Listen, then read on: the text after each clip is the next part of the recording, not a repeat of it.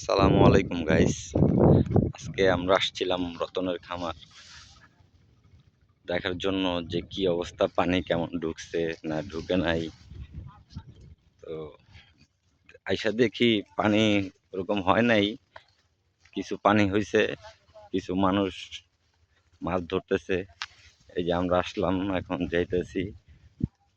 ওই যে আমার সাথে আমার এক কাকা আছে, আমার ফ্রেন্ড আছে, কয়েকজন আছে। যা দেখি সামনে শিকারীদের কি অবস্থা।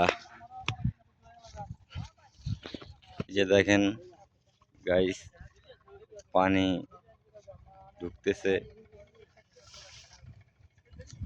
এখনো পুরোপুরি পানি ঢুকে নাই। কি সুন্দর পরিবেশ, জায়গা। ওই যে দুজন শিকারী দেখা যাচ্ছে ওখানে মাছ মারছে, আমরা যাই দেখি তাদের কি অবস্থা, মাছ পাইছে কিনা।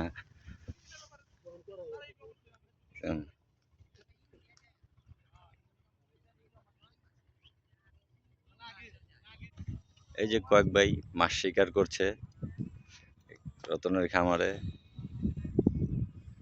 কি ভাই, মাছ ঠুকুর ঠুকুর দেয় নাকি ভাই? না ভাই, অবস্থা খারাপ।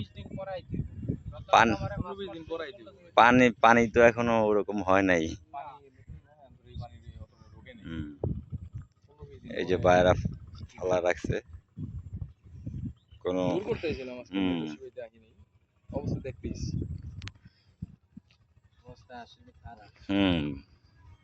এখানে মাছ খাওয়ার সময় আরো পানি হইব, আরো মিনিমাম ফুললি ভাবে মাছ ধরতে হইলে আরো 2 মাস সময় লাগবে।